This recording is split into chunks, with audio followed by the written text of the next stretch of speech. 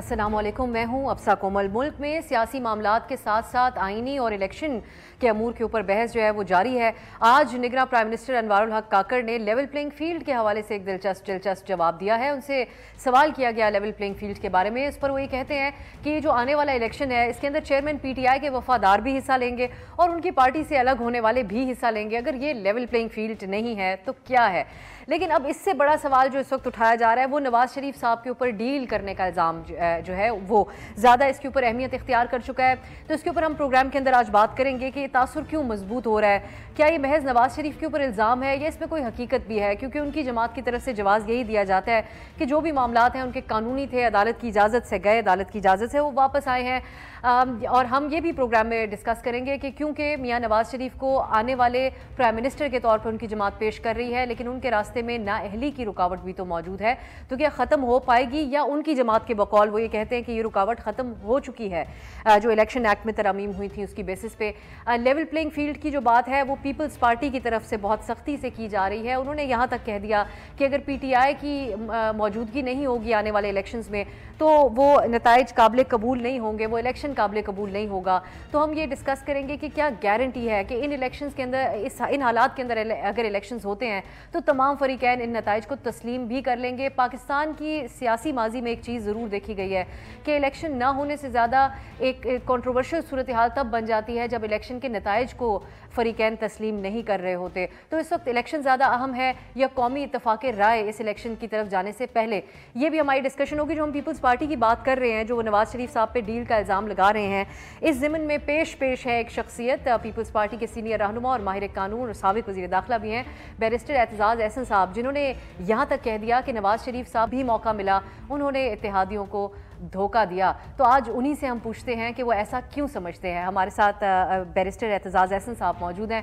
بہت شکریہ اعتزاز صاحب آپ کے قیمتی وقت کا، اور السلام علیکم آپ کو۔ سب سے پہلے یہ جو ڈیل کی بات کی جا رہی ہے، میں اس حوالے سے آپ سے جاننا چاہوں گی جو آپ گفتگو کر رہے ہیں وہ کن بیسس کے اوپر بات کی جا رہی ہے؟ جو عدالتی ریلیف میاں صاحب کو ملا اس کی بیسس پہ ڈیل کی بات کر رہے ہیں آپ، یا دیگر انڈیکیٹرز جس کا حوالہ تجزیوں میں بھی دیا جا رہا ہے اور پیپلز پارٹی بھی یہ بات کر رہی ہے، اس حوالے سے آپ یہ بات کر رہے ہیں؟ پہلے تو آپ ذرا ان کا اس کو جو ٹائم لائن جس کو کہتے ہیں ایک ترتیب وار اس معاملے کو وقت کے ساتھ دیکھیں تو سب سے پہلے یہ مریم نواز شریف بی بی مریم نے یہ نعرہ لگایا جب یہ کہا گیا کہ یہ الیکشنز 90 دن میں کیوں نہیں ہو رہا ہے۔ یہ معاملہ تب اٹھا تھا اور جب سے اٹھا ہوا ہے جب سے نگران حکومتوں نے پنجاب اور خیبر پختونخوا میں 90 دن سے زیادہ گزار دیے اور الیکشن نہیں کرائے۔ تو مریم کو جب یہ اس بات پہ جب بھی اس کو اظہار خیال کرنے کا موقع ملا، اس بی بی نے یہی کہا کہ پہلے لیول فیلڈ ہوگی پھر میاں نواز شریف واپس آئیں گے۔ لیول پلینگ فیلڈ کس طرح ہوگی؟ انہوں نے کہا کہ میاں صاحب کو سزائیں ہوئیں، میاں صاحب کو جیل میں ڈالا گیا، اب فتنے کو سزا بھی ہو، جیل میں بھی پڑا ہو، اور فتنے سے آپ کو پتہ ہے مراد کیا تھی مریم کی، اور جب تک اس کو سزا نہیں ہوتی ہم نہیں واپس آئیں گے اور کوئی الیکشن نہیں ہوگا۔ اب ایک تو یہ دیکھ لیں، اب سزا بھی ہو گئی اور وہ قید میں بھی ہے، اور اب میاں صاحب واپس آئے ہیں۔ اب الیکشن کے انعقاد کے لیے ان کی ابھی کچھ باقی شرائط ہیں اور جو تھیں پہلے سے۔ ایک تو ان کی شرط ہے ان کی جانب سے کہ یہ الیکشنز جو ہیں یہی نگران کاکڑ صاحب اور نقوی صاحب اور خان صاحب یہی نگران کرائیں، کیونکہ ایک بڑی بہت زیادہ تنقید ہو رہی ہے ان نگرانوں کی۔ کاکڑ صاحب تو اپنے آپ کو، میں حیران ہوں، اپنے آپ کو واقعی پرائم منسٹر سمجھنا شروع ہو گئے۔ کاکڑ صاحب is not the prime minister. Prime minister یہاں جو ہوتا ہے ہمارے آئین میں لکھا ہے, آئین کے اوپننگ ورڈز ہیں, whereas sovereignty belongs to Allah Almighty to be exercised by the people of Pakistan through their chosen representatives. So اللہ تعالیٰ people اور chosen representatives یہ ایک سلسلہ ہے. اب chosen representatives کون سے ہیں؟ جو لوگوں نے جن کو منتخب کیا ہوا ہے, وہ نہیں جن کو نامزد کیا ہوا ہے کسی اسٹیبلشمنٹ نے یا ریاستی اداروں نے. اب یہاں chosen representatives تو ہیں نہیں, پر میاں صاحب نے شرط جو لگائی وہ یہ تھی کہ یہی نگران رہیں گے. اب نگران بھی وہی ہیں. میاں صاحب نے پھر یہاں آ کے ایک جو پیپلز پارٹی کے ساتھ اور دیگر جماعتوں کے ساتھ ایک ان کا عہد نامہ تھا کہ ہم اکٹھا چلیں گے اور الیکشن کے بعد بھی چلیں گے. میاں صاحب سولو فلائٹ لے گئے اور وہ اپنی ڈیل خود ہی کر رہے ہیں.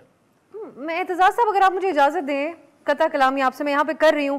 ایک تو جو اختیارات ہیں نگراں حکومت کے, وہ کیسے تجاوز کر رہے ہیں اپنے اختیارات سے, کیونکہ ان کے اختیارات کو تو بڑھا کر تمام سیاسی جماعتیں قانون سازی کر کے گئی تھیں. دوسری بات میاں صاحب کے حوالے سے جو آپ کہہ رہے ہیں, آپ کا یہ بیان تھا کہ انہوں نے ہمیشہ جب ان کو موقع ملا انہوں نے اتحادیوں کو دھوکہ ہی دیا. لیکن دوسری طرف سے یہ کہا جا رہا ہے کہ پیپلز پارٹی کو کوئی خوش فہمی تھی کہ وہ سلیکٹ ہو جائیں گے. تمام ان کی جماعت یہی جواب دیتی ہے کہ جو ان کے تمام خدشات ہیں وہ انہی بیسس کے اوپر ہے کہ نہ جنوبی پنجاب میں ان کو کچھ ملا زرداری صاحب کے متعدد دوروں کے باوجود, نہ ہی جو استحکام پارٹی بنی اس میں سے کوئی حصہ پیپلز پارٹی کو ملا, بلکہ ان کے خلاف تو کارروائی شروع ہو گئی سندھ کے محاذ کے اوپر. تو جو وہ کہہ رہے ہیں وہ موقع پرستی کر رہے ہیں. دیکھیے وہ میاں صاحب تو ایکچولی اور نون لیگ والے تو بول ہی نہیں سکتے, بڑے ہی یہ ڈھیٹ قوم ہے. آپ ایک اشتہاری مجرم ہو, مجرم اور مفرور ہو, اور آپ کو لندن میں ہائی کمشنر پاکستان کا سینڈ آف کر رہا ہو پاکستان کے لیے واپسی کے لیے, آپ کو پروٹوکول وزیر اعظم کا مل رہا ہو جدہ میں بھی دبئی میں بھی, آپ جہاز پہ آئیں, آپ مجرم اشتہاری ہیں, ملزم اشتہاری نہیں مجرم اشتہاری. آپ کے لیے آپ کو آئی جی سلوٹ مارے, ڈی آئی جی سلوٹ مارے, اور آپ کو جس صاحب کو جہاز کے لینڈ کرتے وقت اور لینڈ کرنے کے بعد رکنے کے بعد دروازہ کھلنے کے بعد فوراً جہاز کے اندر گرفتار کرنا چاہیے, اور بائیو میٹرکس جو آپ کے ہیں وہ آپ کی خاطر چیف جسٹس ہائی کورٹ کے اجازت دے رہے ہوں کہ وہ آپ کی خاطر, آپ کی ایک نخرے کی خاطر, آپ کی سہولت کی خاطر وہ بائیو میٹرکس کی مشینیں لے کے اور وہ پہنچے ہوں اسلام آباد ایئرپورٹ پہ کہ آپ کو یہ تکلیف نہ کرنی پڑے کہ جو ادھر جا کے عدالت میں کرائے. آپ کے حریف کو وہ 10 مرتبہ انہوں نے بائیو میٹرکس کرائے, کیونکہ ہر پٹیشن کے ساتھ بائیو میٹرکس جو کہ ایک ہو جائے تو کچھ 9 مئی کے واقعات سے پہلے چیئرمین پی ٹی آئی کے لیے بھی تو گاڑی میں بائیو میٹرک ہونا یا ان کو بیک ٹو بیک ضمانتیں ایک ہی پیشی کے اندر مل جانا, یہ سلسلہ بھی تو ہو رہا تھا. ایک یہ بات کہی جاتی ہے کہ بہت سے قانونی ماہرین اور شخصیات کی اس بات پہ اتفاق رائے تھا کہ میاں صاحب کے اوپر نہ صرف جو کیسز بنے ان کو بوگس کہا جائے نہ جائے, لیکن جو فیصلے سامنے آئے وہ بہت کمزور تھے. اس کو نون لیگ کورس کریکشن اور سسٹم کی درستگی کی طرف بھی اشارہ قرار دیتی ہے, اور ایک اور لفظ اس کے لیے مکافات عمل کا بھی استعمال کرتے ہیں. نہیں, مکافات عمل تو ایک ایسا لفظ ہے کہ جو ایک ایسی اصطلاح ہے کہ آپ کوئی اپنے فٹ پاتھ پہ چلتا ہوا, پیدل فٹ پاتھ پہ چلتا ہوا, اس کو گاڑی آ کے لگے تو آپ کہہ دیں گے کہ مکافات عمل ہے. یہ مکافات عمل وغیرہ والی بات نہیں ہوتی. آپ غلط جگہ پکڑے جاؤ تو پکڑے گئے ہو, نئی جگہ پکڑے گئے ہو تو مکافات عمل نہیں, عمل آپ کا غلط ہی تھا پر اس کی مکافات نہیں ہوتی, کئی مرتبہ نہیں ہوتی. یہ کوئی لاجک نہیں اس کو میں مانتا. میں پوچھتا ہوں کہ دنیا کی تاریخ میں کون سا دوسرا مفرور مجرم ہے جس کو ملک سے باہر بھی جانے دیا جائے, وہ سزا کاٹو. یہ آپ پچھلے 500 سال جب سے ریاستیں نیشن سٹیٹس بنے ہوئے ہیں اور عدالتیں اور جوڈیشری کا ایک نظام بنا ہوا ہے کم از کم یورپ اور ایڈوانس ملکوں میں 500 سال سے. کسی ایک دفعہ بھی عدلیہ نے یا انتظامیہ نے کسی مجرم کو، مجرم جو اشتہاری بھی ہو، اس کو آپ نے رائٹ آف آڈینس دیا ہے؟ یہی عامر فاروق صاحب، چیف جسٹس اسلام آباد ہائی کورٹ، انہی کا فیصلہ ہے 2022 میں کہ نواز شریف چونکہ ایبسکانڈر ہے، he has lost the right of audience in court. یہ ان کا فیصلہ ہے. پی ایل ڈی 2022 اسلام آباد ہائی کورٹ پیج 13 پہ ان کا اپنا فیصلہ ہے کہ ان کو سنا ہی نہیں جا سکتا. میاں نواز شریف صاحب کو سنا ہی نہیں جا سکتا. He has lost the right of audience, کیونکہ یہ مفرور ہے، مجرم ہے اور مفرور ہے. تو یہ وہ سارا قانون، اور وہی جج بھی دوسرا نہیں، وہ جج اپنے پتہ نہیں کس طرح جسٹیفائی کرتے ہیں وہ اس اپنے. تو اعتزاز صاحب پھر یہاں پر ذمہ دار کس کو ٹھہرایا جائے؟ میاں نواز شریف صاحب کو، یا پھر نظام انصاف کو، یا عدلیہ کو؟ یہ جو آپ بات کر رہے ہیں یہ کس کے خلاف جا رہا ہے یہ مقدمہ جو پیش کیا جا رہا ہے؟ پیپلز پارٹی کی طرف سے بھی، آپ کی طرف سے بھی، چند دیگر فریقین کی طرف سے بھی؟ نہیں، خلاف تو کیا کرنا ہے. میاں نواز شریف کا احسان ہے، وہ واپس آ گئے. اس ملک اور قوم پہ بہت بڑا احسان ہے. ان کا کمال ہے کہ وہ اب 4 مرتبہ جو وزیر اعظم ہوئے ہیں، وہ کیونکہ میں شہباز شریف کی وزارت عظمیٰ کو بھی نواز شریف کے کھاتے میں ہی ڈالتا ہوں. وہ اگر یہاں ہوتے تو وہ وزیر اعظم ہوئے ہوتے اور 5ویں دفعہ پھر ہو رہے ہوتے. تو جو 5 مرتبہ وزیر اعظم ہو جائے، یا ہو سکتا ہو 4 مرتبہ ہو، اس بندے میں کوئی چمک تو ہے، کوئی چمک تو ہے. یہ تسلیم کرنا پڑے گا کہ جو اس کے پاس یہ اتنا فن ہے اور فنکاری ہے کہ میاں صاحب کو ایک چیز میں جانتا ہوں، اور یہ اسی وجہ سے میں اس نتیجے پہ نکلا ہوں. میاں محمد نواز شریف کو یہ بڑا علم ہے، اس بات کا ادراک ہے کہ کس وقت جھپٹنا پڑنا چاہیے حریف کی گردن پہ، اور کس وقت ایک دم اس کے پاؤں پکڑ لینے چاہیے، اور کس طرح اپنے مطلب ہے فیلڈ سے، میدان سے بھاگ کے اپنی جان بچانی چاہیے. آپ نے یہ کام سن 2000 میں بھی کیا. آپ گرفتار تھے جیل میں، خیال کوٹ لکھپت تھی شاید، یا اس وقت، اور آپ ایک دم سعودی عرب کے سرور پیلس، ان بادشاہوں کا ایک محل، اس میں پہنچا دیے گئے. سزائے آپ کو عمر قید ہوئی ہوئی تھی، پر آپ 8-9 مہینوں میں یا 1 سال میں کے اندر آپ کو یہ سہولت دے دی گئی. جب اس دفعہ گرفتار تھے، کیس چل رہے تھے اور کیس ثابت ہو رہے تھے اور سب کچھ ان کو مشکل تھی ان پہ، تو آپ نے کس طرح انہی طاقتوں کو جن سے آپ نے جھگڑا کیا تھا، اپنا باجوہ صاحب اور فیض، ان کی ہی مدد سے اور ان کی منشا سے آپ ملک سے باہر چلے گئے. مجرم کو ملک سے باہر کسی عدالت نے، کسی انتظامیہ نے کبھی نہیں جانے دیا، پر آپ چلے گئے. اب آپ نے جب سمجھوتا کر لیا، ڈیل ہو گئی، تو آپ واپس آ گئے. یہ ان کا کمال ہے. میں تو اس فن پہ رش کرتا ہوں کہ ایک صاحب کو اتنی ان کو باریک بھی دیے ہوئے اور اس قدر مہارت ہے، وہ پہچان جاتے ہیں کہ اس بندے کا کیا ورث ہے، کیا اس کی قیمت ہے، کیا اس کی اعتزاز صاحب کو پریکٹیکل اپروچ بھی تو کہا جا سکتا ہے. ایک تو آپ نے تعریف ان کے فن کی ہے، لیکن پاکستان میں سروائیول کی جنگ ہوتی ہے سیاستدانوں، خاص طور پہ وزرائے اعظم کے لیے، تو میاں صاحب جو ہے وہ پریکٹیکل اپروچ اپنا کر معاملات کو چلا رہے ہیں. ہاں بالکل پریکٹیکل.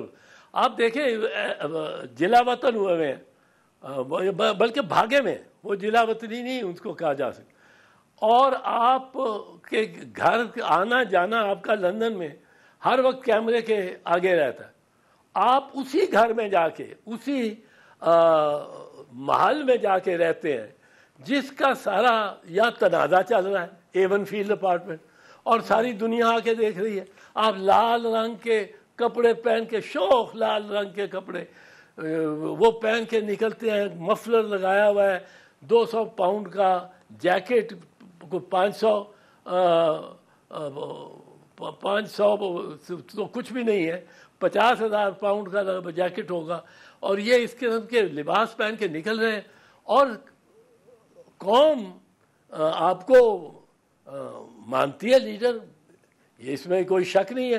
آپ کے جو حریف ہوتے ہیں اور وہ جرنیل بھی ہوتے ہیں, آپ ان کو ایک دفعہ للکارتے ہیں, دوسری دفعہ وہی آپ کو واپس لا رہے ہوتے ہیں.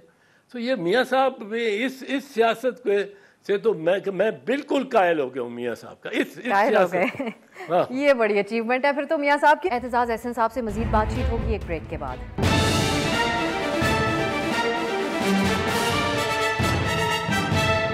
بریک کے بعد خوش آمدید. اعتزاز صاحب, ایک اور معاملہ, اب آپ نے ان کو کہا 5ویں بار کے پرائم منسٹر بنیں گے, اگر دوبارہ آپ بنیں گے تو آپ کی اصطلاح کے مطابق. ویسے ان کی جماعت چوتھے بار کے پرائم منسٹر کے طور پہ ان کو پیش کیا انہوں نے اس جلسے کے اندر بھی, اور ان کی جو کیمپین اب ہوگی. تو یہ میں آپ سے جاننا چاہ رہی ہوں کہ ان کی جو نااہلی ہے اس کی کیا سٹیٹس ہے آپ کی نظر میں, کیونکہ ایک موقع پہ عرفان قادر صاحب نے کہا تھا کہ جو الیکشن ایکٹ کے اندر ترمیم ہوئی, 5 سال کی مدت جو ہے وہ طے کی گئی ہے, اس سے ان کی آٹومیٹکلی نااہلی ختم ہو چکی ہے. یہ اب ان کے لیے آگے کیا پروسیس ہوگا قانونی؟ نہیں, وہ تو ختم نہیں ہوتی, اس طرح تو نہیں ختم ہوتی. آئین میں اور آئین کے نتیجے کے منشا کے مطابق جو کام کیا گیا ہو اور وہ اس وقت درست ہو, کیونکہ آئین یہ کہتا ہے کہ اس وقت وہ مطلب جب آئین جب سزا ہوئی ہے اس وقت وہ اگر آئینی تھی, یہ اگر کہیں اس کو نہ آئینی کہیں تو وہ تو عدالت سے فیصلہ لینا پڑے گا نا. وہ اس کو ختم کرنے کے لیے, اس سزا کو کالعدم کرنے کے لیے ان کو آئین میں ترمیم کرنی پڑتی ہے. آئین میں ترمیم کرنے کے لیے پہلے اسمبلی ہو, پھر اس میں 2/3 اکثریت ہو, پھر وہ ختم ہوتی ہے. جب الیکشن ہونے ہیں اس وقت تک کوئی اسمبلی نہیں آنا ہے, اسمبلی تو بننی الیکشن کے بعد ہے. تو میاں صاحب نے جب اپنے کاغذات نامزدگی داخل کرنے ہیں کوئی ترمیم نہیں ہوگی, وہ تاحیات, میں اس کے خلاف ہوں تاحیات نااہلی کے, پر قانون اس طرح کا بنا ہوا ہے کہ اس وقت تک یہ, چونکہ ان کے خلاف ان کو تاحیات نااہل کیا گیا ہے, اس لیے اس کو آئینی ترمیم کے بغیر نہیں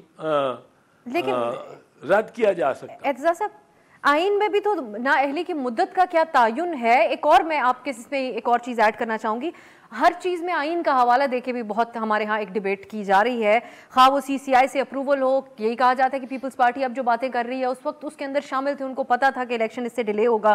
دوسرا, کل نگراں پرائم منسٹر صاحب نے کہا آئین کے آرٹیکل 254 کا حوالہ دیتے ہوئے, جس میں الیکشن کے حوالے سے وہ بات کر رہے تھے کہ اس کے تحت اگر کوئی کام دیر سے ہوتا ہے اس سے مراد یہ نہیں ہے کہ وہ غیر آئینی ہے. سو یہ میں آپ سے جاننا چاہ رہی ہوں کہ ان دونوں حوالوں سے جو آئین کا حوالہ دیا جا رہا ہے وہ درست ہے؟ میں آپ کو ایک چیز بتاؤں کہ میں تو بہت اس بارے میں تنگ آ گیا ہوں. مجھ سے ہر کوئی پوچھتا ہے, وہ سمجھتے ہیں کہ آئین کا بڑا یہ ماہر ہے یا کوئی آئین اس کے ازبر ہے. تو میں تو اس بات پہ تنگ آ گیا ہوں کہ میرے سے پوچھتے کیوں ہیں جب آئین ہے ہی نہیں.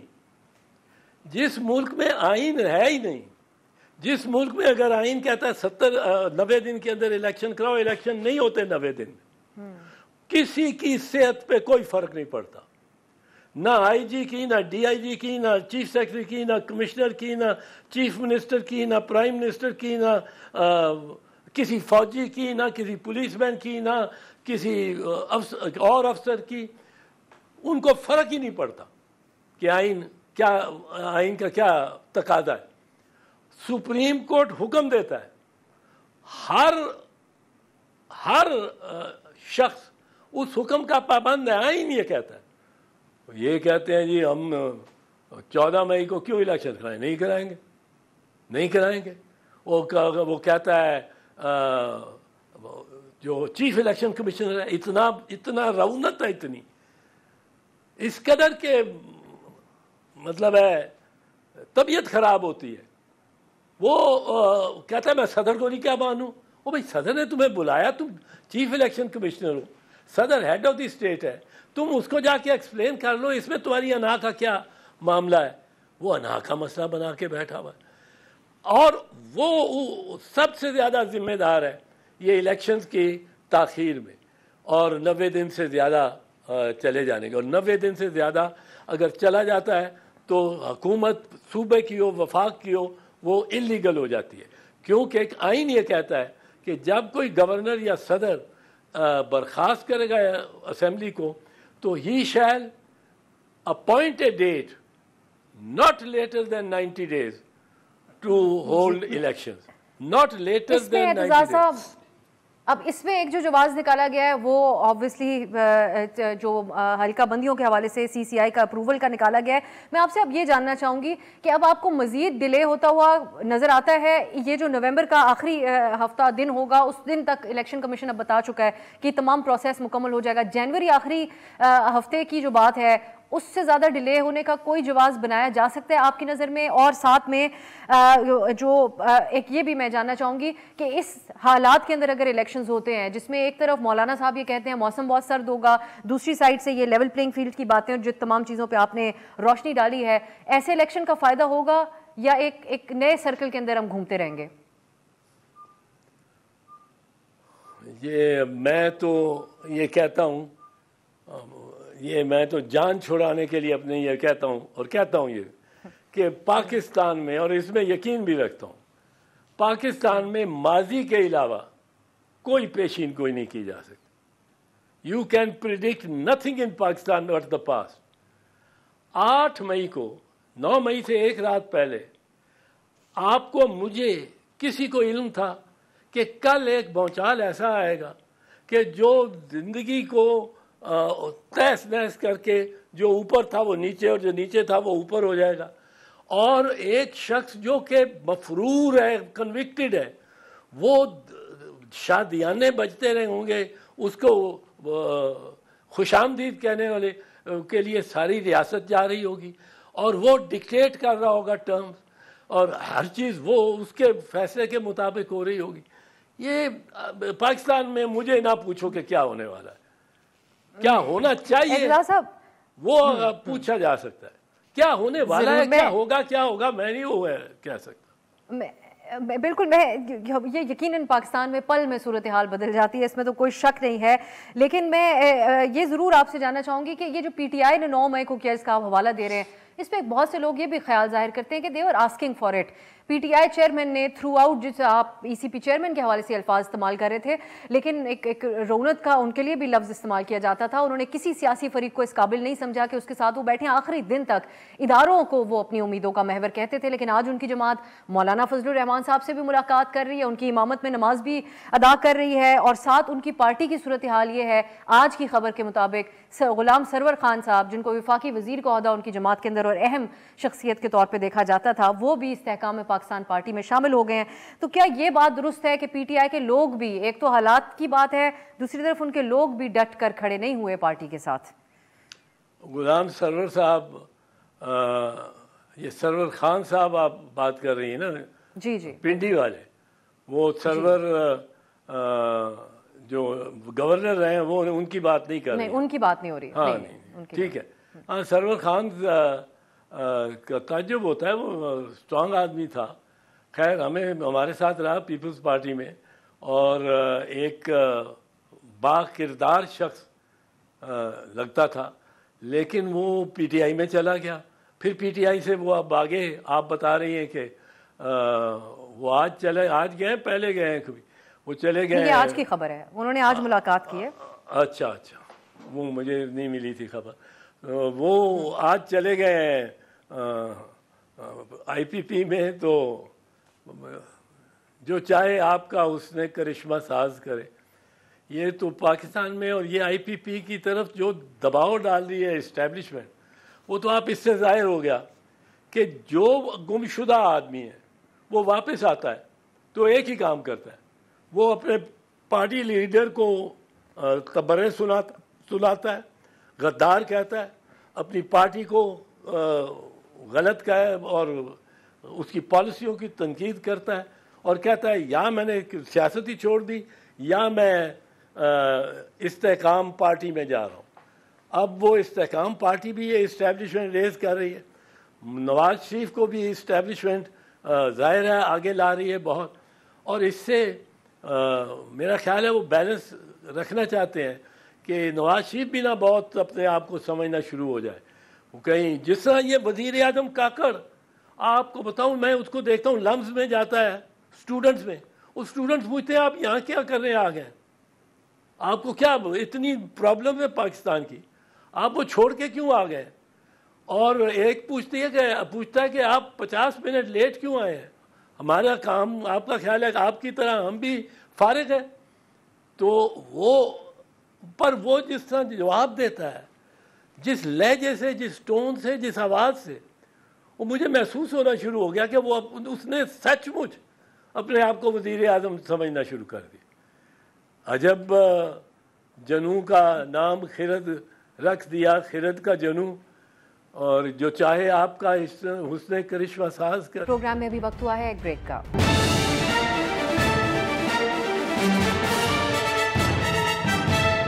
بریک کے بعد خوش آمدید. اعزاز صاحب, یہ ایک آرگیومنٹ بھی دیا جاتا ہے کہ جو پاکستان کے بڑے عہدیدار ہیں یا بڑے لیڈرز ہیں ان کو بھی اسٹوڈنٹس کے ساتھ انٹریکٹ کرنا چاہیے. ایک طور پہ یہ بھی کہا جا رہا ہے کہ اس کو ایک ایگزامپل کے طور پہ دیکھنا چاہیے. جو تمام لیڈران ہیں, جیسے جی سی یونیورسٹی میں پی ٹی آئی چیئرمین نے جو خطاب کیا اس پہ ایک یہ تنقید ضرور رہی کہ انہوں نے اپنے سیاسی جلسے کے طور پر اس کو ٹریٹ کیا تھا. لیکن میں واپس اگر جو ہم بات کر رہے تھے اس پہ اگر آپ کچھ کہیں کہ یہ اعصاب کی کمزوری ہے پی ٹی آئی کے لوگوں کی جو پارٹی چھوڑ کر جا رہے ہیں, یا حالات اس قدر ناسازگار ہیں؟ کیونکہ پیپلز پارٹی کے لوگ اکثر اس وقت کے پیپلز پارٹی کے ورکرز کی سٹرگل کی بات کرتے ہیں جو ضیاء الحق صاحب کے خلاف کی گئی تھی. نہیں, پیپلز پارٹی کے جیالے کا تو کوئی مقابلہ ہی نہیں ہے. اس نے تو تاریخ ساز کام کیا. جیالے نے جیالہ پھانسی چڑھتا گیا ہے, جی اے بھٹو کہتے ہیں, یہ تو حقیقت, تاریخ کی حقیقت ہے. جیالہ کوڑے, ہر کوڑے پہ جی اے بھٹو کہتا تھا. تو جیالے کو تو آپ بھول جائیں. اب جیالے بھی دم توڑے ہوئے ہیں. اب وہ اس سانچے کے بنے ہوئے جیالے وہ بھی نہیں آ رہے. ہمارے پاس بھی سچی بات ہے, وہ نہیں رہ گیا. وہ خون اور وہ حرارت اور وہ کمٹمنٹ اور وہ آنکھوں میں خواب جو 1970 کے عشرے میں, 80 کے عشرے میں تھے, وہ اب ہم نے بھی مایوس کیا اپنے جیالے کو, یقیناً کیا ہے.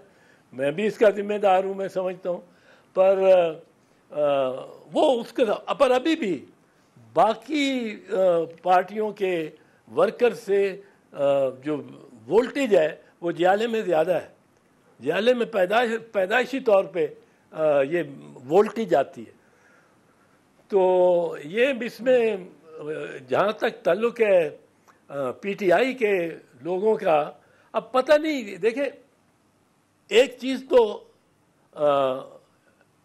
یقینی ہے, ہمارے قانون شہادت میں ایک ہوتی ہے, یہ یورپین قانون شہادت جو ہے, سملر فیکٹ ایویڈنس, کہ اگر ایک شخص نے نقب زنی کی ہو 7 مرتبہ ایک علاقے میں, اور ہر مرتبہ ایک ہی طور طریقے سے اس نے 7 مرتبہ کی ہو, تو 5 مرتبہ آپ ثابت کر دیں کہ یہی چور ہے, اور وہ ثابت ہو جائے کہ یہ نقب زنی اس نے اس طرح نقب لگائی ہے جو اس کا خاص طریقہ تھا, تو 2 چوریاں اور بھی اسی طرح ہی ہوئی ہوں, نقب زنی ہوئی ہو, تو آپ اس پہ سملر فیکٹ ایویڈنس پہ ڈالتے ہیں. اب آپ سملر فیکٹ ایویڈنس دیکھیں نا, کہ ایک شخص ہے وہ غائب ہو جاتا ہے, پولیٹیکل لیڈر ہے, غائب ہو جاتا ہے, اس کی فیملی کو پتہ ہی نہیں کدھر ہے. اس کی فیملی اس پہ پٹیشنز کر رہی ہے عدالتوں میں, وہ پریشان ہے. وہ جو شخص ہے وہ واپس آ جاتا ہے کوئی 1 مہینے 1.5 کے بعد, اور ماسوائے عمران ریاض کے وہ سیٹیاں بجاتا آتا ہے, اور آتے ہی وہ کہتا ہے کہ میرا لیڈر جو تھا وہ بڑا غدار تھا, وہ بڑا دشمن تھا ملک کا, اس کو میں اس پہ لعنت بھیجتا ہوں, اور میں یا تو سیاست چھوڑ رہا ہوں یا میں استحکام پاکستان پارٹی میں جا رہا ہوں. استحکام پاکستان پارٹی ایک ان کی ریسیپشن کے لیے ایک اچھی پارٹی بنائی. یہ والے کیسز اور اس قسم کے اشاریے جو پریس کانفرنسز دیکھی گئیں ان پہ تبصرے بھی اسی قسم کے ہوئے اور بہت سے لوگوں کی ان شمولیت کے اوپر سوال ضرور اٹھے. لیکن جو سائفر کیس ہے اس میں ایک اعظم خان ہے, ان کے بیان کی جو حیثیت ہے اس کے اوپر سوال اٹھا کہ وہ تھے کہاں سے انہوں نے آ کے بیان دیا. لیکن اسد مجید صاحب ایک مرکزی کردار اس سائفر والے معاملے کے ایمبیسڈر اسد مجید صاحب کی میں بات کر رہی ہوں, جو کہ نہ صرف آزاد تھے بلکہ چند دن پہلے تک فارن سیکرٹری کے طور پہ بھی سرو کر رہے تھے. انہوں نے بھی تو ایک بیان اس کیس کے اندر دیا ہے پی ٹی آئی چیئرمین کے خلاف, جس کو چارج شیٹ کے طور پہ دیکھا جا رہا ہے. وہ یہ کہتے ہیں کہ اسلام آباد کو یہ سائفر اس حوالے سے نہیں لکھا تھا کہ سازش کی گئی, بلکہ یہ کہا گیا تھا میری طرف سے کہ یہ جو ہے یہ معاملہ ہمارے ساتھ ڈسکس کیا گیا ہے, جس کو آگے وہ یہ کہتے ہیں کہ ہماری جو سفارتی کمیونیکیشن ہے اس کو بہت بڑا نقصان پہنچا ہے اس کے استعمال سے. تو اس بیسس کے اوپر یہ جو بات کی جاتی ہے کہ اس کا براڈر نیشنل انٹرسٹ کے اوپر انہوں نے جس انداز میں اس چیز کو استعمال کیا وہ ایک وجہ ہے, ادر دین جو لیگل ایسپیکٹ اس کا دیکھا جا رہا ہے کہ وہ سائفر کہاں گیا. دیکھو اس کو یوں دیکھو, پہلی بات یہ ہے جو بنیادی بات ہے کہ کیا پرائم منسٹر کو یہ اختیار تھا کہ وہ اس کاغذ کو یا اس کاغذ میں جو بھی لکھا ہے عبارت ہے جو واقعات ان کو افشا کرے؟ کیا پرائم منسٹر کو اختیار تھا کہ نہیں؟ جواب ہے تھا. کیوں تھا؟ جواب ہے اس کا حلف پڑھ لیں. اس کا حلف یہ کہتا ہے کہ میں رازداری کی بات کو افشا نہیں کروں گا ماسوائے جب مجھے محسوس ہو کہ ان دی ڈسچارج آف مائی ڈیوٹیز, میرے فرائض منصبی میں ہے کہ یہ میں افشا کروں. اب اس کے فرائض منصبی میں ایک وزیر اعظم پاکستان کو یہ اگر پتہ چلے کہ ایک بڑی طاقت میں یہ ہمیں ہدایت دے رہی ہے کہ آپ وزیر اعظم کو ہٹائیں اور کل ہی ہٹائیں ورنہ ہم آپ کو معاف نہیں کریں گے, کیا یہ عبارت اسد مجید بدل لے گا؟ کیا یہ اعظم خان یہ عبارت بدل لے گا؟ اگر یہ بات کی جاتی ہے, یہ بات سائفر میں لکھی ہے اور اسد مجید ایک آ جائے یا 20 اسد مجید آ جائیں, وہ اس حقیقت کو نہیں جھٹلا سکتے کہ سائفر میں جو لکھا ہے وہ تو حقیقت ہے. اب وہ لکھا کیا ہے؟ کیا کوئی نیوکلیئر سیکرٹ لکھا ہوا ہے؟ کیا وہ ڈیفنس اسٹریٹجی لکھی ہے؟ وہ صرف لکھا ہے کہ یہ ایک ڈونلڈ لو امریکہ کا اعلیٰ ترین عہدیدار ہے, اس نے مجھے بلا کے کہا کہ معافی مانگ پاکستان میں ہٹاؤ وزیر اعظم کو ورنہ ہم معاف نہیں کریں گے. بھائی کس بات کی آپ سے معافی مانگیں؟ کیا ہمیں کہہ رہا ہے یہ ہم دب رہے ہیں امریکہ کے آگے, ہم جھک رہے ہیں امریکہ کے آگے. ہم امریکہ کو کہتے ہیں آپ نے تو کہا تھا کہ اس کو ہٹا دو وزارت اس میں سے, دیکھو ہم نے اس کو جیل میں ڈال دیا, دیکھو ہم آپ کے اتنے وفادار ہیں کہ ہم نے اس کو جیل میں ڈال دیا ہے اور ہم نے اس کو کیمرے لگا دیے ہیں, اس کی ہر موو دیکھی جا رہی ہے 24 گھنٹے. وہ اگر لباس بدلتا ہے تو تب بھی ہم اس کو دیکھ رہے ہیں اور آپ کو دکھاتے تھے ساری فلمیں. یہ تو نری ہزیمت ہوگی اس کیس میں.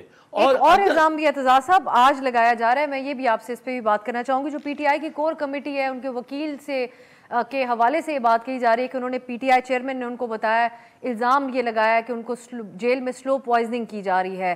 سو اس نوعیت کے الزامات پہلے بھی لگ چکے ہیں, اب جو یہ وہ بات کر رہے ہیں وہ کتنی سنجیدہ ہے جب جو ان کی جماعت کی طرف سے کہا جا رہا ہے؟ سلو پوائزننگ کے بارے میں ان کو ہو سکتی ہے یہ خدشہ ہو, کس کو نہیں ہو. میں اگر اٹھایا جاؤں تو میرے خاندان والوں کو خدشہ نہیں ہوگا کہ اس عمر کا بندہ اٹھایا گیا ہے ہمارا, پتہ نہیں بچتا ہے کہ نہیں بچتا ہے.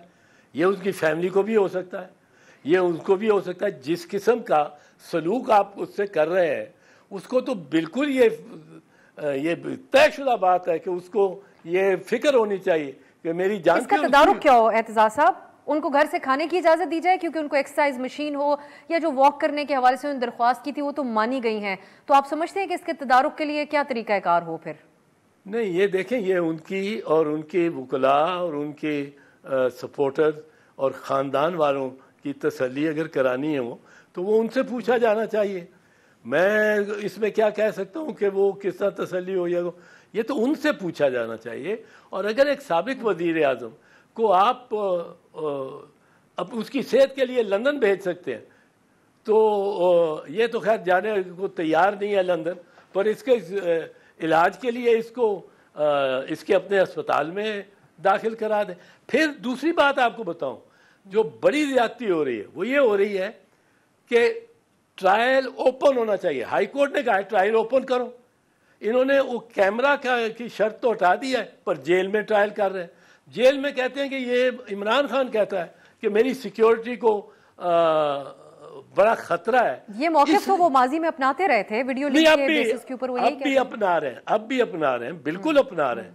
لیکن آپ کو دونوں چیزیں آپ کر سکتے ہیں. اوپن ٹرائل کریں, جیل کے اندر کر لیں, جیل کے ایک بڑے احاطے میں اندر کریں, اور صحافیوں کو, وکلاء کو کسی پرائیورٹی کے تحت آدھے ان میں سے جو ملزم ہیں ان کے نامزد ہوں, شاہ محمود قریشی اور عمران خان کے, کہ یہ ان لوگوں کو آنے دو, صحافیوں کو ان کو آنے دو.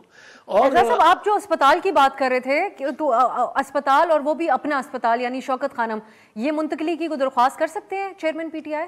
کیوں نہیں کر سکتے, اور کیوں نہیں ہو سکتا. اپنا اسپتال, یا میاں صاحب نواز شریف صاحب کو جتنی آزادی ملی ہوئی تھی اسپتال میں, لوگ آ رہے تھے جا رہے تھے ملنے بھی, اور وہ اپنا اسپتال ہوتا یا سروسز اسپتال ہوتا, ان کو وہی سہولت تھی. پر یہ کوئی ایک چیز سمجھ لیں کہ یہ کوئی اس کا پرسنل جو ہے یہ شوکت خانم اسپتال کو اس کا پرسنل تو نہیں ہے, ٹرسٹ کے تحت ہے. اور ایک آدمی نے اگر اتنے بڑے اسپتال, 3 اسپتال پشاور میں, کراچی میں اور لاہور میں بنا دیے ہیں, تو اس میں کچھ دیانتداری تو ہوگی کہ لوگوں نے اتنا ٹرسٹ کیا, اور اس نے اربا قیمت. میں تو ایسے اتنے اسپتال نہیں بنا سکتا, اور یونیورسٹیاں بھی بنا دی. آپ بنوا سکتے ہیں, کوئی اور ہے جو ایک انڈیویجول ہو کے یہ کام کر سکے. تو جو چیز کم از کم اپنے مخالف میں بھی جو حقیقتاً بات اس کی خوبی ہو, اس کو اعتراف کرنا چاہیے. اندر اپنے بھی آپ کو ذرا ایک ٹھنڈ رہے گی. اگر آپ کسی میں خوبی ہے, آپ کا مخالف ہے, اور آپ اس کو معترف ہیں کہ یہ اس میں ہے خوبی, جیسا کہ آپ نے آج میاں صاحب کی خوبی بیان کی اور کیا خاص انداز میں بیان کی. میں اعتزاز صاحب آپ سے اور بھی بہت سے موضوعات پہ بات کرنا چاہتے تھے, بہت اچھی آج آپ سے گفتگو ہوئی ہے سویلینز کی فوجی ٹرافی بھی, لیکن آنے والے دنوں میں آپ کو کبھی دوبارہ کوشش کریں گے آپ کا وقت حاصل کر سکیں. آج کے لیے آپ کا بہت بہت شکریہ اعتزاز احسن صاحب. اعتزاز احسن صاحب کہتے ہیں کہ پی ٹی آئی چیئرمین کے جو خدشات ان کی پی ٹی آئی کی کور کمیٹی آج بتا رہی ہے ان کو سنجیدگی سے لینا چاہیے. ایک بریک کی طرف جاتے ہیں, مسئلہ فلسطین کے اوپر بات کریں گے. غزہ میں صورتحال ہر بدلتے لمحے کے ساتھ مزید سنگین ہوتی جا رہی ہے. ایک شارٹ بریک کے بعد.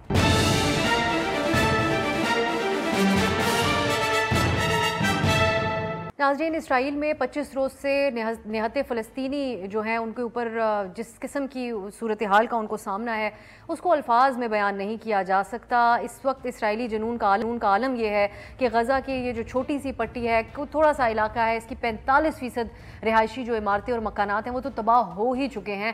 لیکن جو انسانی المیہ ہے وہ یہ ہے کہ شہید فلسطینیوں کی تعداد ابھی تک جو بتائی جا رہی ہے, شاید ایگزیکٹ فگرز یہ نہ ہوں لیکن 8,400 سے بھی تجاوز کر رہی ہے. 23,000 سے زیادہ زخمی ہے. ایک اور جو سب سے بڑا المیہ اس کے اندر ہے وہ یہ ہے کہ 73% ان کے اندر جو شہداء ہیں ان میں بچے, خواتین اور عمر رسیدہ افراد شامل ہیں. اسرائیل اب یہ کر رہا ہے کہ اسپتالوں کو نشانہ بنا رہا ہے, اور اس وقت ان کی طرف سے ایک یہ بھی لوگوں کو ڈرانے کا جو ایک سلسلہ ہے وہ یہ ہے کہ وہاں کے جو بڑے اسپتال ہیں, الشفا ہو یا ان کا یورپین ہاسپٹل ہو, اس کے عملے اور مریضوں کو خوفزدہ کرنے کے لیے ہر بار یہ ہے کہ اس کے ارد گرد بمباری کا ایک سلسلہ جاری رکھے ہوئے ہیں. آج یونیسیف کی ایک رپورٹ ہے جس میں یہ کہا گیا ہے کہ ہر 10 منٹ میں ایک بچہ یہاں پر شہید کیا جا رہا ہے, تو یعنی ہر روز 420 سے زائد بچے شہید کیے جا رہے ہیں. جو ویژولز ہم دیکھ رہے ہیں وہ ناقابل بیان بھی ہیں اور دیکھنا بھی ان کو بہت مشکل ہے، کیونکہ ہمیں ٹراما کا شکار بچے کانپتے ہوئے نظر آ رہے ہیں، اور یہ بچے کوئی چند مہینوں کی عمر کے ہیں یا کچھ 1 سال کے. تو یہ جو صورتحال ہے اس نے انتہائی ایک پریشان کن صورتحال رخ اختیار کر لیا ہے، اور دنیا کا جو رد عمل ہے اس کے اوپر بھی بڑے سوالیہ نشان اٹھائے جا رہے ہیں. اس کے اوپر ہم بات کریں گے. ہمارے ساتھ اس وقت صاحب موجود ہیں، پاکستانی مندوب برائے اقوام متحدہ میں. بہت شکریہ منیر صاحب، آپ نے بڑے احسن انداز میں اس کے اوپر بات کی ہے.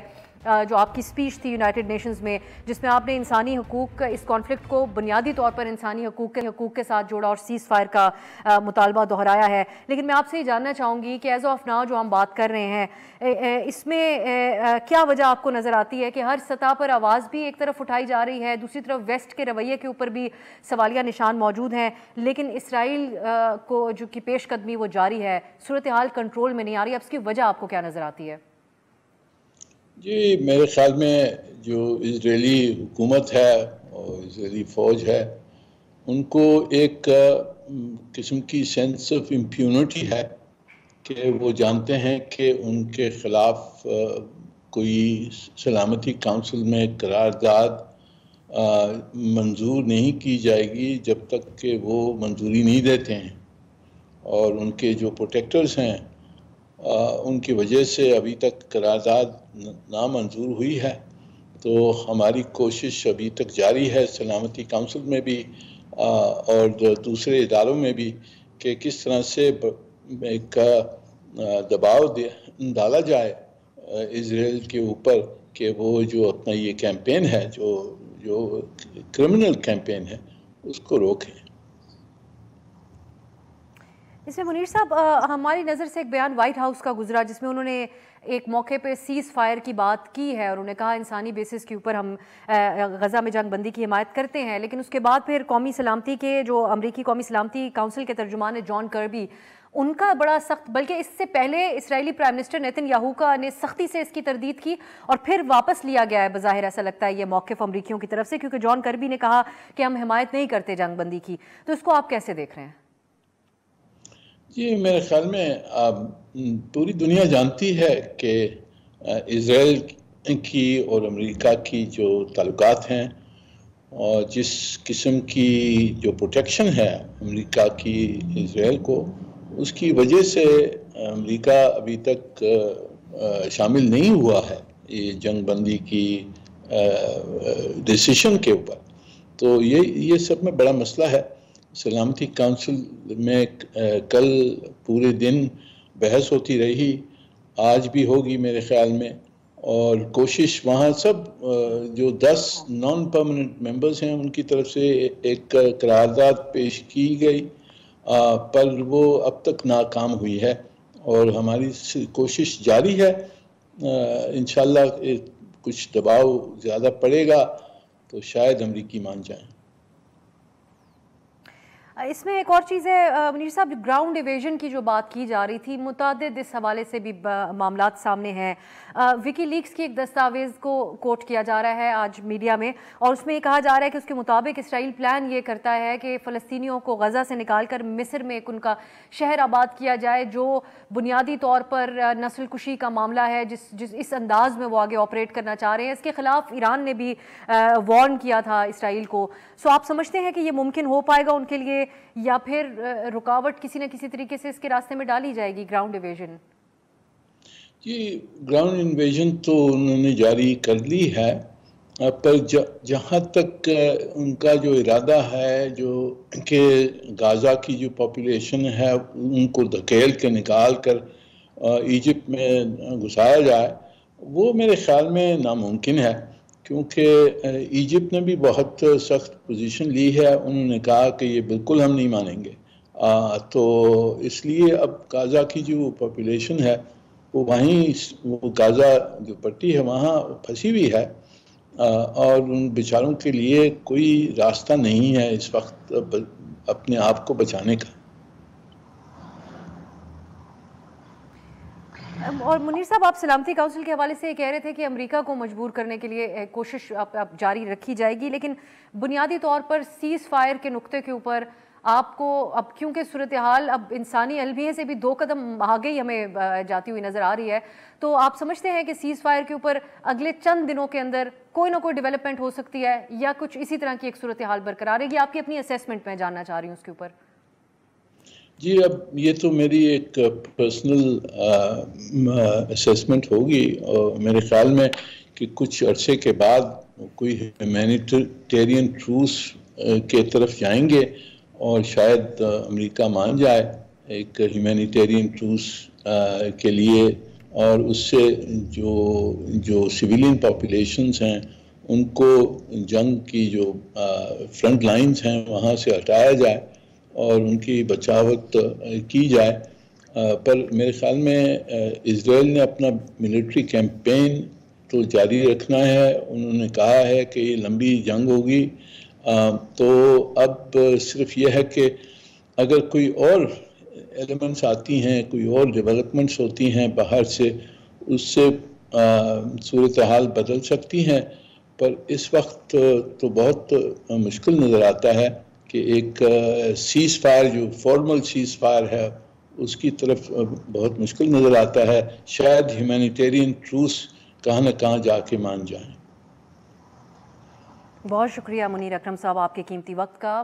منیر اکرم صاحب کہتے ہیں کہ ان کو ایز آف جنگ بندی سیز فائر کی طرف معاملہ جاتا ہوا مشکل ہی نظر آتا ہے۔ یہ ناظرین جو معاملہ ہے اس کو نہ صرف رپورٹ کرنا اور کور کرنا انتہائی مشکل ہے، لیکن اگر ہم سوشل میڈیا کی حد تک بھی دیکھیں، کچھ غزہ کے اندر موجود لوگ جنہوں نے سوشل میڈیا کا سہارا لے کر اپنی بات آگے پہنچانے کی کوشش کی، تو ان کے بیانات اور ان کی جو اس وقت صورتحال جس کا ان کو سامنا ہے وہ پڑھنا یا وہ جاننے کی کوشش کرنا بھی ایک بہت ہی مشکل مرحلہ ہے۔